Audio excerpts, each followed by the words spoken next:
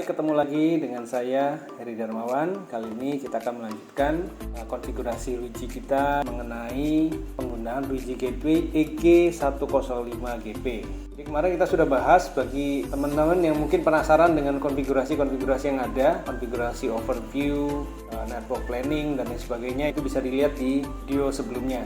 Nah, hari ini kita akan fokus di Gateway. Gateway juga kita sudah bahas hampir semuanya kecuali bagian behavior. Ini memang saya simpan untuk memberikan sesi khusus mengenai bagaimana Luigi bisa membantu kita memanage penggunaan internet yang ada di rumah maupun di kantor. Oke, behavior ini merupakan satu fitur di Luigi yang saya rasa cukup unik karena tidak semua vendor menyediakan fitur ini, terutama dengan konfigurasi yang sangat mudah sekali. Nah, di sini ada 6 konfigurasi. Kita akan bahas satu persatu. Kita mulai dulu dari yang nomor 2 dari bawah, user management. Nah, user management ini apa? User management ini adalah pengaturan mengenai IP address. Jadi IP address siapa yang termasuk authentication group, siapa yang termasuk user group. Jadi di sini kita bisa menambahkan MAC address dan IP tertentu dan kita masukin dalam grup apa? User group kah atau client gitu ya. Kita bisa pilih parent node-nya apa, tambahkan grup dan lain sebagainya.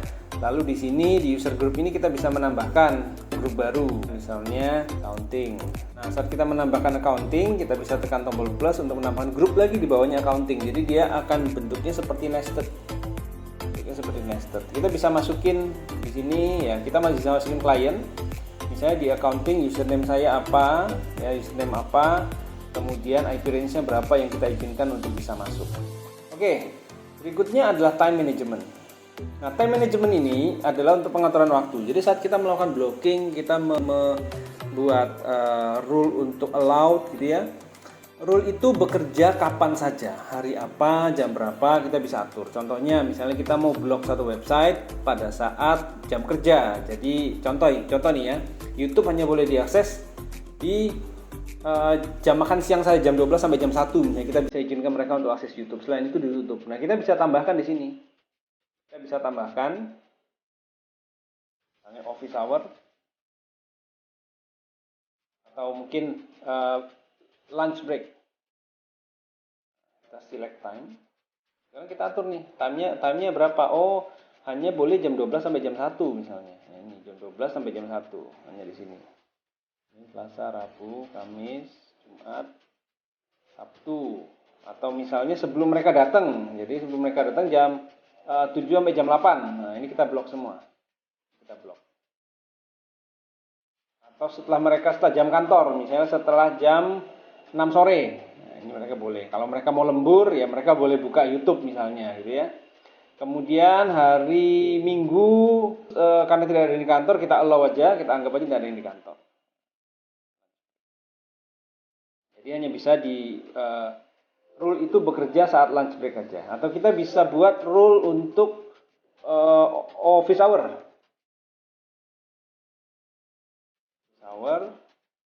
Jam 7 sampai jam 12 ya. Kemudian jam 1 sampai jam 6. Ini office hour. Nah, nanti time ini akan kita implementasikan di rule-rule yang lain. Jadi sekarang kita akan masuk ke berikutnya, kita masuk ke ini dulu, access control dulu.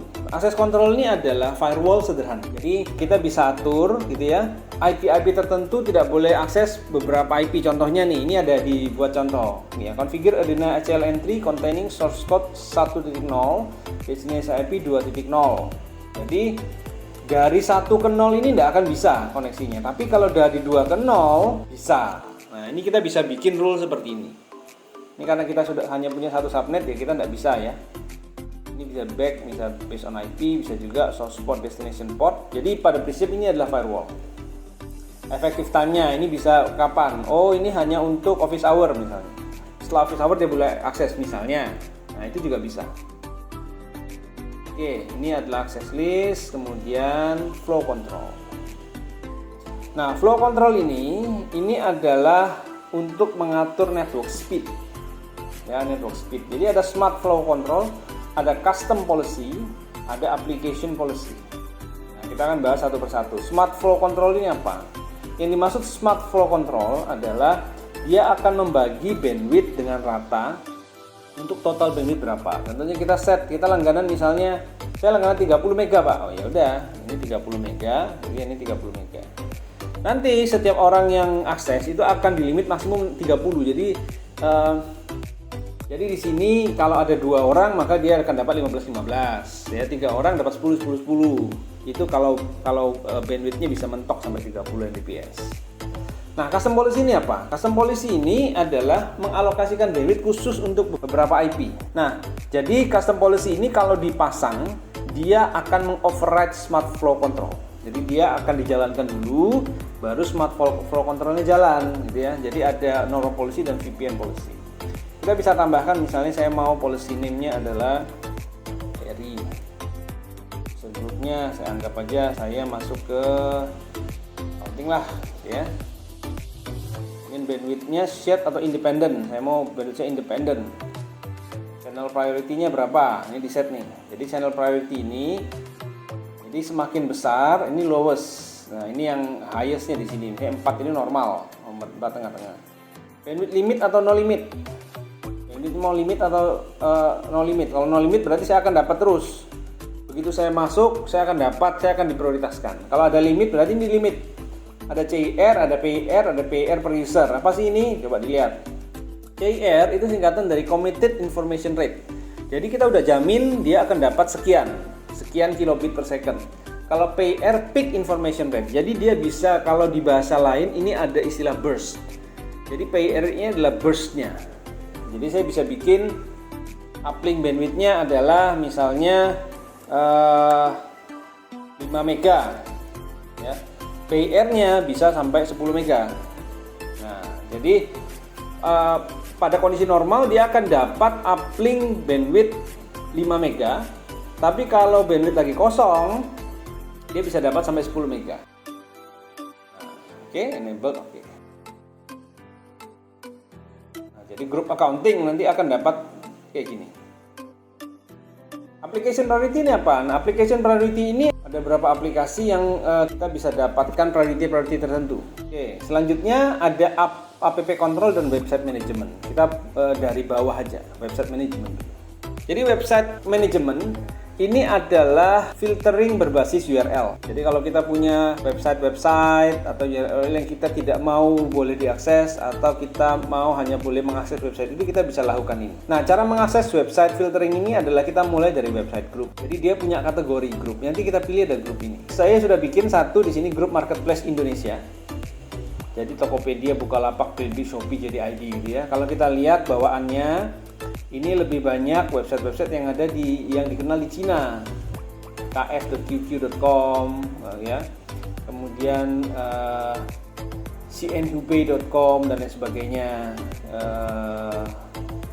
Shoppingnya juga, kalau kita lihat shoppingnya ada Taobao, JD.com gitu ya, China, lebih banyak ke Cina. Jadi karena memang ini adalah bawaannya konfigurasi ini. Nah, kita bisa bikin tambahan. Lalu saya misalnya bisa tambahkan, misalnya saya tidak mau grup name-nya misalnya video, YouTube, bintang YouTube.com misalnya ya. Nah, jadi ini video streaming nih ceritanya, YouTube, mungkin Netflix dan lain sebagainya, kita masukin di sini. Nah, kemudian bagaimana cara kita melakukan filtering? Kita coba dulu nih, misalnya saya buka Tokopedia. Nah, ini kan bisa buka nih. Kalau saya mau blok Tokopedia, maka saya tinggal tambahkan satu rule di sini, website filtering. User grupnya apa? Udah semua aja deh. Time-nya kapan? Misalnya, hanya office hour aja. Kalau makan siang bolehlah dia mau belanja online. Nah, jadi semakin banyak dia belanja kan, dia kerjanya semakin keras karena mesti bayar cicilan kan ya. Blok website, mau website mana di blok? Oh, ini yang Marketplace Indo. Maksudnya adalah Tokped dan kawan-kawan. Statusnya oke, jadi statusnya on ya, queue request is forbidden. Jadi sekarang kalau saya buka, nah ini gangguan. Ini sudah keblok nih. Ini udah keblok. Tokopedia-nya udah gak bisa ngapa-ngapain lagi. Gambar-gambarnya nggak muncul kan? Ya. Nah, karena dia berbasis URL. Jadi kalau kita perhatikan, website filtering ini dia berbasis URL. Kalau URL-nya sudah saya buka, tokopedia.com-nya sudah ditemukan websitenya, maka saya bisa lanjut. Nah, fitur berikutnya adalah website management. Website management ini pada prinsipnya adalah web filtering. Jadi web filtering di mana dia akan melakukan filtering terhadap URL yang kita tuju. Nah, untuk membuat website filtering ini, pertama kita harus mendefinisikan website grupnya. Di sini kalau kita lihat, by default mereka sudah ada bawaan beberapa website group, tapi sayangnya semua website group yang ada di sini by default itu mengacu pada website yang ada di Cina. Jadi ini ada onething.com, 667.com dan lain sebagainya. Tapi kita bisa kok nambahin sesuatu yang baru gitu ya. Jadi ini ada YouTube, kita bisa tambahkan. Hapus saja. Ini ada video nih ya, saya nambahkan marketplace Indo, tokopedia.com, Bukalapak, Blibli dan lain sebagainya. Kemudian video ada YouTube, bisa kita tambah Netflix dan lain sebagainya, tapi ini berbasis URL ya. Nah, bagaimana cara memasangnya? Kita cek website filter. Jadi kita tambahkan satu item di sini, grupnya kita pilih, saya pilih all address saja karena saya tidak mau mendefinisikan macam-macam. Time-nya kita set sebagai office hour. Sekarang jam menunjukkan 11.43, jadi masih masuk office hour ya. Yang saya website adalah marketplace Indo. Remarknya saya tulis Tokped. Nah, sebelum saya okekan, saya coba dulu nih. Tokopedia. Saya harus pastikan Tokopedia jalan kan ya.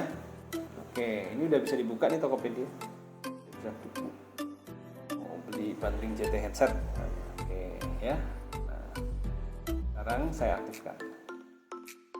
Nah, untuk website filtering ini dia tidak serta-merta jalan. Dia butuh waktu untuk melakukan adjustment kira-kira sekitar 1 menitan lah supaya pada waktu kita buka browser berikutnya ya dia akan melakukan blocking. Dan karena dia blockingnya berbasis URL, kalau session kita udah jalan, maka kita sudah tetap bisa akses gitu ya. Coba lagi nih, itu sudah nggak bisa, apalagi jd.id kayaknya juga nggak bisa nih. Oke, kita lanjut ke fitur berikutnya, yaitu fitur app control. Nah, app control ini saya nyimpen yang paling powerful di belakang gitu ya. Jadi kalau tadi kita sudah bisa mengatur, kalau dari sini kita review dikit ya, kita bisa mengatur flow control, bandwidthnya kita bisa atur, ke website manapun bisa atur. Nah, sekarang kita bisa mengatur based on application-nya. Jadi dia punya application library update, jadi kita bisa download secara berkala gitu ya. Kemudian ini adalah beberapa, ini customnya. Custom itu berarti kita bisa bikin aplikasi ya, nama aplikasinya apa berdasarkan protokol dan portnya. Ini tentu saja butuh keahlian teknis untuk yang ini. Nah, kalau mau gampang gimana Pak? Nah, ini app control. App control ini saya hapus dulu. Jadi ini ada application library version, itu ada aplikasi khusus di Cina, ada yang internasional. Kita ambil aja yang internasional ya, library versionnya internasional. Ini kita add. Kita bisa nambahkan user groupnya, misalnya kita ambil yang all address saja, ya agak bingung. Time-nya office hour. Lalu blok aplikasi yang mau kita blok itu bisa kelihatan di sini. Contohnya misalnya paling gampang nih ya, video. Nah, ada video mobile. Ada streaming, ada player, ada HTTP video. Contohnya nih paling gampang Netflix. Jadi saya udah siap-siap nih Netflix ya. Netflix remarknya apa? Misalnya Netflix. Nah, sebelumnya saya seperti biasa kita nyoba dulu nih Netflixnya. Ini ada film Netflix terbaru nih, Enola Holmes. Jalan, oke ya. Kita pause dulu. Lalu kita back. Setelah blocking kita coba nih, bisa enggak? Oke. Sekarang kita coba blok Netflixnya. Office hour sekarang jam menunjukkan 11.50, 10 menit sebelum jam makan siang. Jadi bisa buat ini. Sekarang kita coba nih. Saya mau coba Satria Gatot Kaca. Saya coba yang lain ya. Netflixnya tetap bisa di browse. Kita coba buka. Nggak bisa buka nih. Cara film, saya mau lihat film. Muncul. Berandanya coba. TV show. Tidak muncul semua.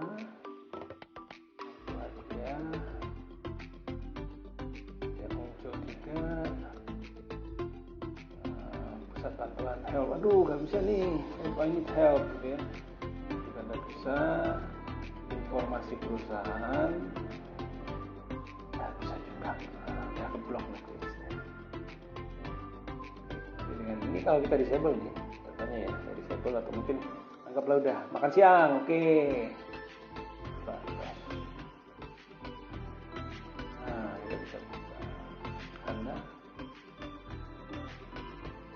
home, kaca, menu. Ya, jalan. Oke. Nah, itu adalah application control. Jadi ini adalah beberapa fitur yang bisa dipakai dengan sangat mudah di Ruiji, berbeda dengan router gateway lainnya yang mungkin konfigurasinya agak sedikit rumit ya. Jadi kalau kita mau blok berdasarkan URL, kita bisa pakai website management. Kalau berdasarkan aplikasinya bisa pakai aplikasi kontrol. Apa aja sih yang ada, Pak? Nah, ini kita lihat nih. Blok app-nya apa aja? Selain video tadi, kita juga bisa blok shopping, online shopping atau online ticketing. Nah, ini termasuk Tokopedia, Gojek itu ada di sini. Traveloka, dia punya datanya. Ya, kalau kita ngambil data aplikasinya. Games juga dia punya ada. Jadi games itu bisa kita blok buat mengontrol anak-anak kita di rumah misalnya. P2P software, BitTorrent dan sebagainya untuk download, application store, payment dan lain sebagainya. Ini cukup powerful dan cukup membantu bagi teman-teman di rumah yang mau mengontrol anaknya buka apa aja. Misalnya pada malam hari mereka masih bisa internetan tapi tidak bisa main game dan lain sebagainya. Oke, sampai di sini ulasan kita hari ini tentang bagaimana memanage penggunaan internet melalui Ruiji. Sampai ketemu di ulasan berikutnya.